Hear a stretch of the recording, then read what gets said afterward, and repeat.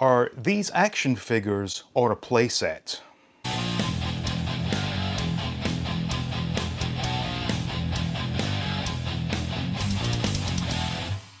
It's widely accepted that there were 96 original Star Wars figures made, that being the 92 that were shown on the back of the American Power of the Force cards, plus Yak Face.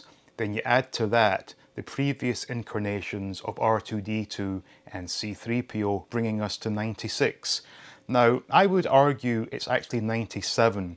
Now, despite the blue snaggletooth being a very limited release, it still was a 3 3/4 inch action figure, and given that Stan Solo Creations now makes it possible for anyone who wants one to affordably get a blue snaggletooth, that has to be included in any Star Wars collection, so therefore 97. However, could it be 100 thanks to these three characters? Now, some might say these are a playset because it came with this large, weird looking piano type thing. However, when you take the figures individually, each one could have been released by themselves on a card back. So Droopy McCool with his flute and microphone stand, that's a figure with two accessories. We've seen that a number of times in the line. Sly Snootles, a very weird looking figure. Nevertheless, it's it's actually a 4 POA. Given that there's no head. Actually, same thing with Droopy McCool, 4 POA. However, we did get a number of droids that were, very low in the POA numbers, so the fact it's only 4 POA doesn't detract from the fact that this is indeed an action figure with one accessory. Now, Max Rebo,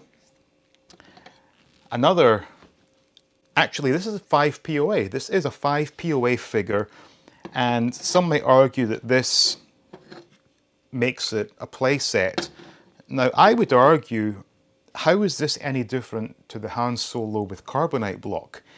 Same concept, whereby it's an action figure with a big lump of plastic, and as we all know, Han Solo in Carbonite is very much an action figure. So on that basis, I think these are indeed action figures, meaning in order to complete your collection, you need 100 figures. Now, strangely enough, although this set was released back in 1983, and I was still very much collecting Star Wars at that point, I do not remember ever seeing these for sale in the UK. It may just be that I didn't fancy them, because let's be honest, it's a real wacky bunch of figures.